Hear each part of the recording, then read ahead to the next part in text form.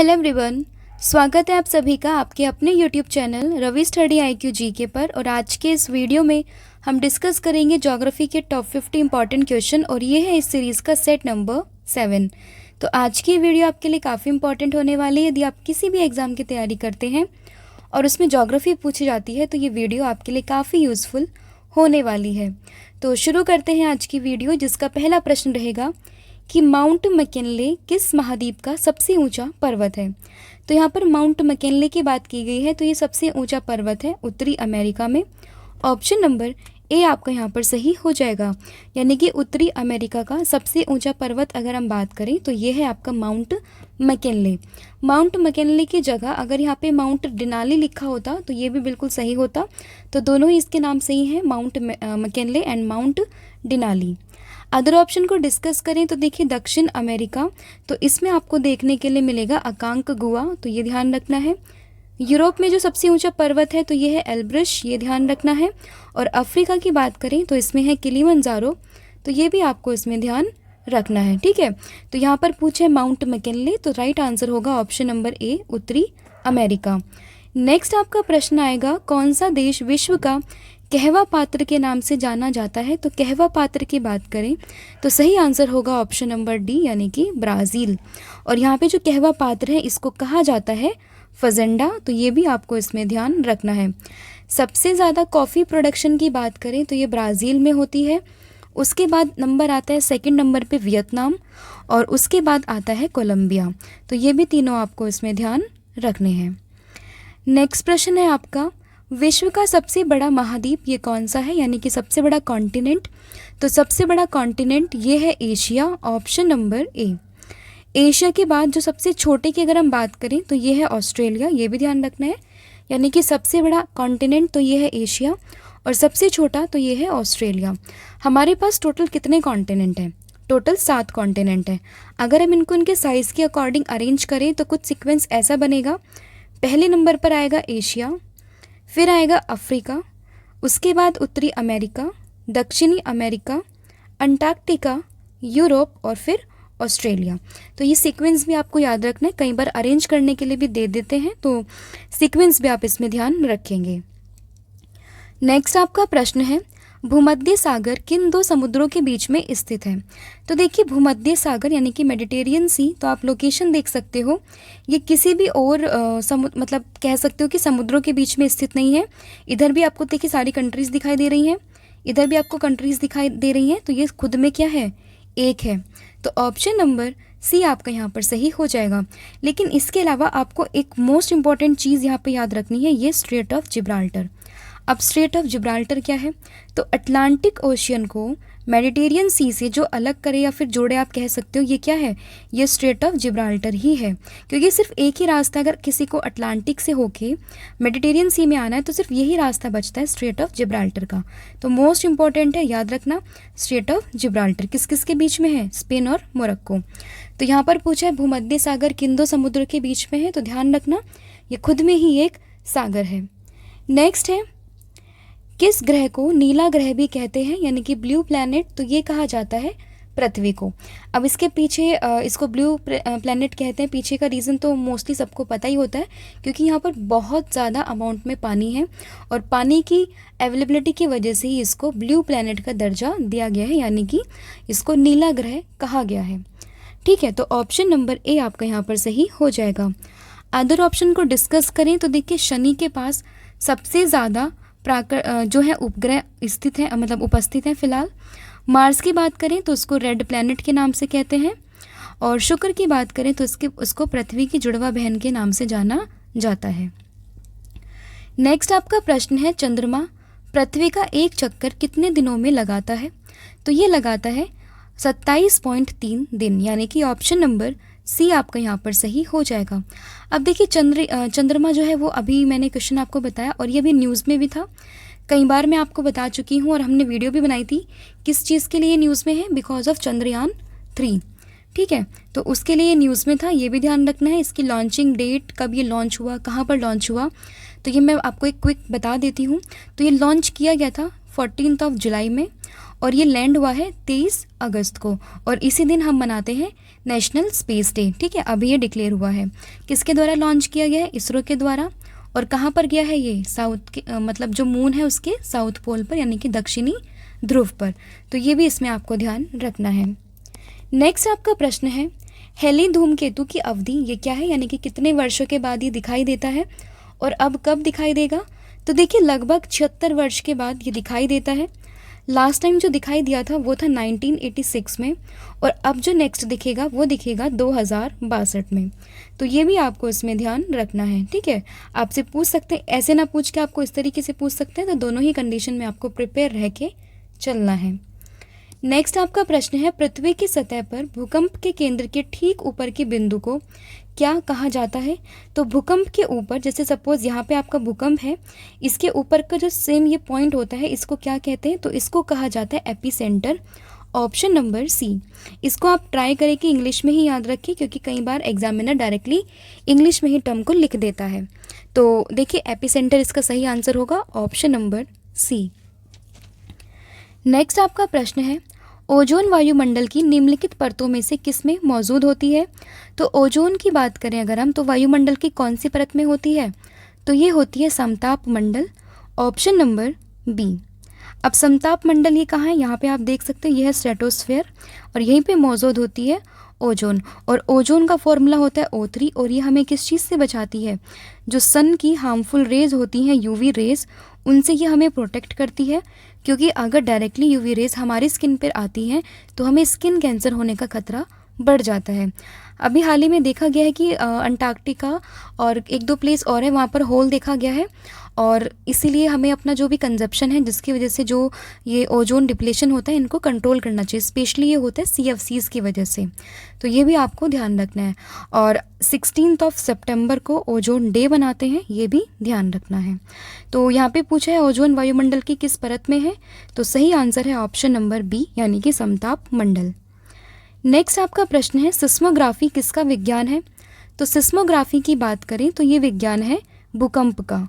Option number जो B है आपका यहाँ पर सही हो जाएगा। ठीक है, नेक्स्ट आपका प्रश्न है, लेकिन उससे पहले आपके लिए एक इन्फॉर्मेशन है कि हमारी PDF है करंट अफेयर की, जो कि लॉन्च हो चुकी है हमारी वेबसाइट पर, जिसका नाम है www.ravibookspdf.com। इसको वहाँ पर जाकर आप परचेज़ कर सकते हो। पिछले 8 महीने का पूरा कंपाइलेशन इस PDF में दिया गया है, और ये जो PDF है आपके लिए काफ़ी यूज़फुल है, सभी एग्ज़ाम के पॉइंट ऑफ व्यू से काफ़ी यूज़फुल होने वाली है। और जितना भी इसमें कंटेंट है वो सभी एग्ज़ाम ओरिएंटेड है, और काफ़ी यूज़फुल ये कंटेंट हमने प्रिपेयर किया है। तो लिंक आपको डिस्क्रिप्शन में मिल जाएगा, जाकर आप इसको परचेज़ कर सकते हैं। बढ़ते हैं नेक्स्ट क्वेश्चन की ओर। ये है, महाद्वीपीय बहाव सिद्धांत का प्रतिपादन किसने किया था? तो ये किया था किसके द्वारा? ये था एल्फ्रेड वेगनर के द्वारा। यानी कि कॉन्टिनेंटल ड्रिफ्ट थ्योरी ये किसने दी थी? तो कॉन्टिनेंटल ड्रिफ्ट थ्योरी ये दी गई थी, एक साइंटिस्ट थे जिनका नाम है Alfred Wegener. Option number A आपका यहाँ पर सही हो जाएगा। अब इनका मानना ये था, इनका मानना क्या, पहले से हम जानते हैं कि देखो पूरा जो लैंड था, जो अभी हम 7 कॉन्टिनेंट देखते हैं अलग अलग, ये पहले सभी एक ही हुआ करते थे, जिनको हम किसके नाम से जानते थे? पेंजिया के नाम से, और इसको हम कहते थे सुपर कॉन्टिनेंट। तो ये सब एक ही हुआ करता था, जो कि एक सुपर महासागर से घिरा हुआ था, जिसको पेंथिलासा कहते थे। अब धीरे धीरे चीज़ें हुई, नीचे हमारी प्लेट्स हैं उनका मूवमेंट हुआ, और ये यहाँ पे जो है फोल्ट लाइंस बनी, और ये अलग अलग आपके कॉन्टिनेंट्स जो हैं वो बट गए। बाद में इन कॉन्टिनेंट्स की डिस्कवरी होती है, और फिर इनको नाम दे दिया जाता है अलग अलग इनके अनुसार। तो आपको ध्यान रखना कि कॉन्टिनेंटल ड्रिफ्ट थ्योरी ये दी गई थी एल्फ्रेड वेगनर के द्वारा। ऑप्शन नंबर ए। नेक्स्ट आपका प्रश्न है, नागार्जुन सागर बहुउद्देशीय परियोजना ये कौन सी नदी पर स्थित है?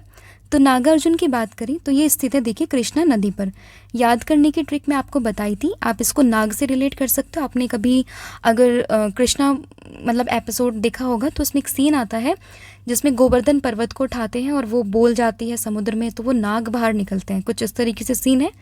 तो वैसा आप याद रख सकते हो कि नागार्जुन सागर ये है आपका कृष्णा नदी पर। ठीक है, और ये कहाँ पर है? तो ये आपको आंध्र प्रदेश में देखने के लिए मिलेगा। और कृष्णा नदी पर एक बांध भी है जो कि अलमाटी बांध है, ये भी आपको इसमें ध्यान रखना है। ठीक है, नेक्स्ट आपका प्रश्न है, Dulhasti power station most important है, कई बार मैंने एग्जाम में देखा है।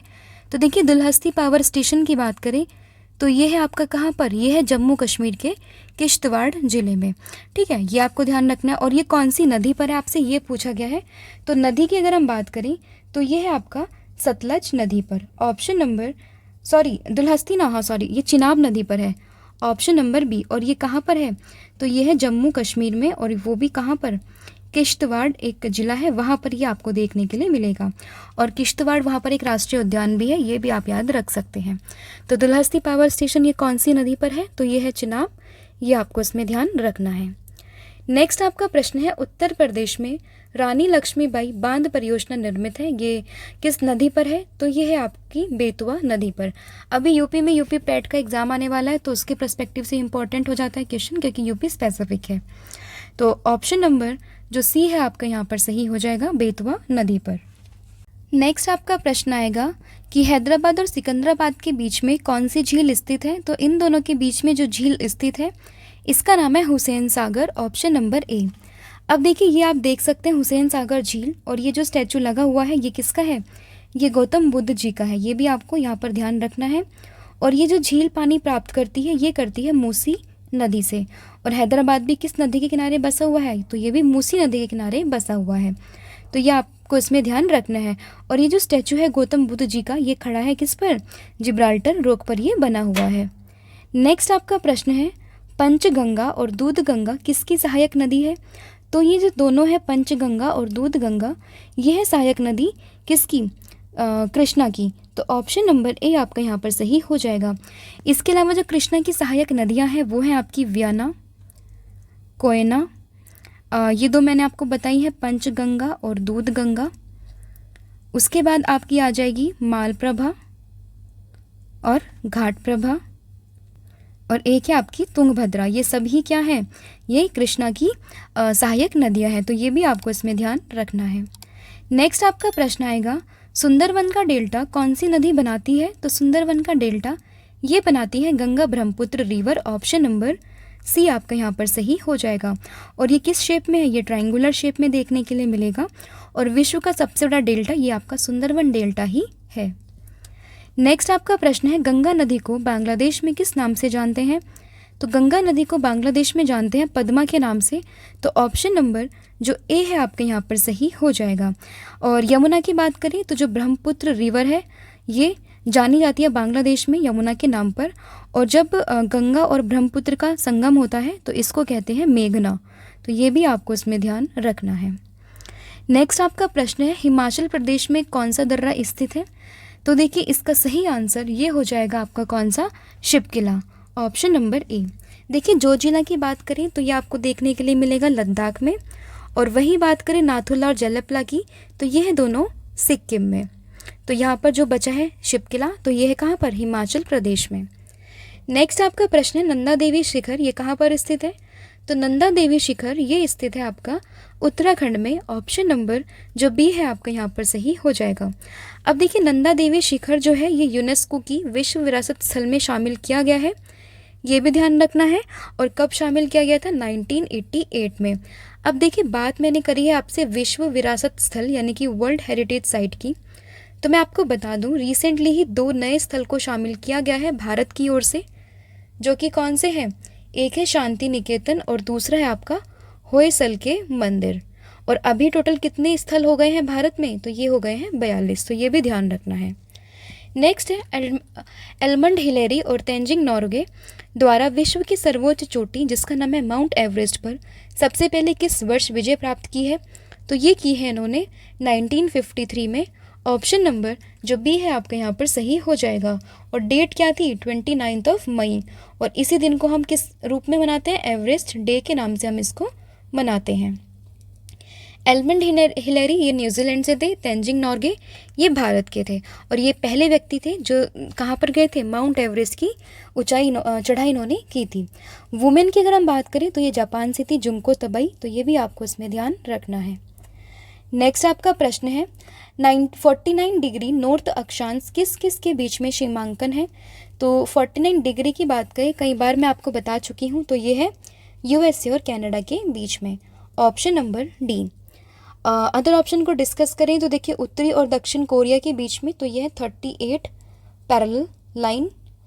उत्तरी और दक्षिणी वियतनाम के बीच की बात करें तो इसमें है आपकी 70वीं पैरेलल लाइन। और भारत और पाकिस्तान के बीच में कौन सी है, तो ये है रेड क्लिफ। तो ये भी आपको उसमें ध्यान रखना है। नेक्स्ट आपका प्रश्न है, भारत के किस भाग में बैरन ज्वालामुखी द्वीप स्थित है। तो बैरन ज्वालामुखी द्वीप की बात करें तो ये स्थित है कहाँ पर, अंडमान द्वीप समूह, ऑप्शन नंबर ए। तो बैरन ज्वालामुखी ये है आपका अंडमान द्वीप समूह में। इसके अलावा एक और है नारकोंडम, ये भी आपको ध्यान रखना है, इंपॉर्टेंट है, कई बार पूछ लेते हैं। ये भी आपको अंडमान में देखने के लिए मिलेगा। और जो ये आपका है बैरन ज्वालामुखी, तो ये सक्रिय ज्वालामुखी है, यानी कि एक्टिव ज्वालामुखी है, ये भी आपको इसमें ध्यान रखना है। नेक्स्ट है डुरंड लाइन किन दो देशों के बीच में है। तो डुरंड लाइन की बात करें तो ये है भारत और अफगानिस्तान, ऑप्शन नंबर बी आपका यहाँ पर सही हो जाएगा। भारत और पाकिस्तान में कौन सी है, रेड क्लिफ है। भारत और चीन में मैकमोहन, और अमेरिका और कनाडा के बीच में है 49th पैरेलल। तो ये भी ध्यान रखना है। नेक्स्ट है निम्नलिखित राज्यों में से कौन सा राज्य तीन तरफ से बांग्लादेश से घिरा हुआ है। तो ये है त्रिपुरा, ऑप्शन नंबर डी, ये तीनों ही तरफ से बांग्लादेश से घिरा हुआ है। नेक्स्ट आपका प्रश्न है 10,000 धुआरों की घाटी ये कहाँ पाई जाती है। तो ये पाई जाती है अलास्का, ऑप्शन नंबर ए। नेक्स्ट आपका प्रश्न है विशेष जो सापेक्षता का सिद्धांत था, जिसको इंग्लिश में कहते हैं थ्योरी ऑफ स्पेशल रिलेटिविटी, ये किसके द्वारा प्रतिपादित की गई थी। तो ये जर्मन के एक साइंटिस्ट थे, बहुत फेमस नाम है इनका, आइंस्टाइन, ऑप्शन नंबर ए। तो ये भी आपको इसमें ध्यान रखना है।